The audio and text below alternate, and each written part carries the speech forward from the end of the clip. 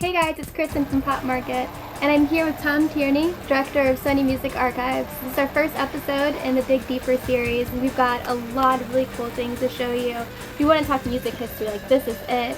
We're here with the first record ever made. First record ever made. This is the first 12-inch 33 1/3 long-playing record, which was invented by Columbia Records, and this came out in June of '48.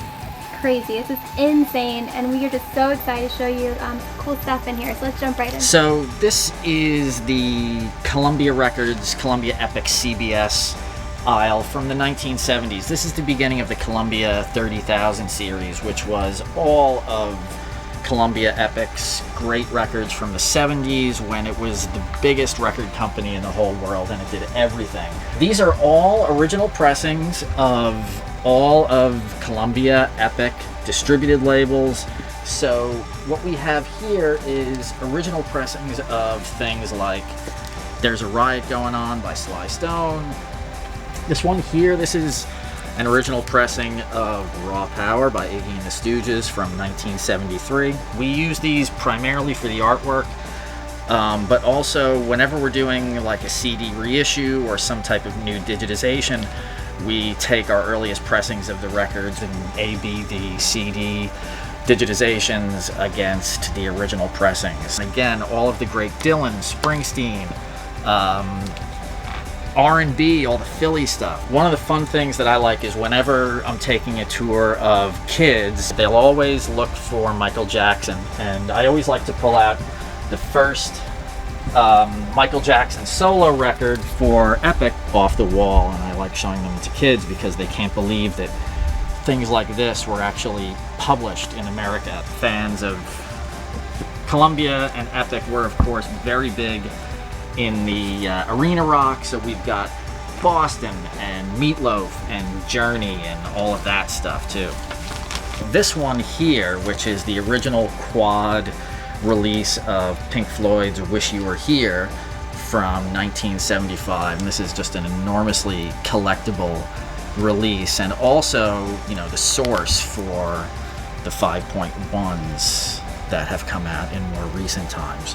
This in particular is an amazing thing, and it's also really cool because the quads have different mixes that you can tell by listening to, even if you don't have a quad system, which hardly anybody does anymore. This one in particular has a really cool quad mix of the song Wish You Were Here that you can really only hear if you play the original quad record on just a normal stereo. It's pretty great. This area here is RCA in the mid-70s. In this period, we can see Bowie putting out records like,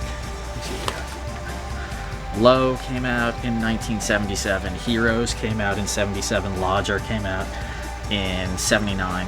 So not only was Bowie making albums for himself, but at that same time for RCA also, he was making records with Iggy Pop, which also came out on RCA in America. So we've got the first one, The Idiot, that was, according to the album, recorded by David Bowie, but also lots of songs co-written with Bowie, Sister Midnight, Fun Time, and China Girl. And then the second album, Lust for Life, also produced by Bowie, and with, of course, the classic title song. And RCA, of course, had its own quad, and one of my favorite quads in here, and also one of the most rare quads of the period, the quad version of Metal Machine Music by Lou Reed. Lou, of course, was on RCA all through the 70s, through all of his incarnations and all the different sort of glam eras of the 70s. And this, you probably know about Metal Machine Music, and those of you who do know about it will sort of maybe be in disbelief to consider that you'd be listening to Metal Machine Music in 4-channel quadraphonic stereo. The other thing that I've heard about this, the quadraphonic version of Metal Machine Music is actually backwards. Nobody could really tell that much, but that is true.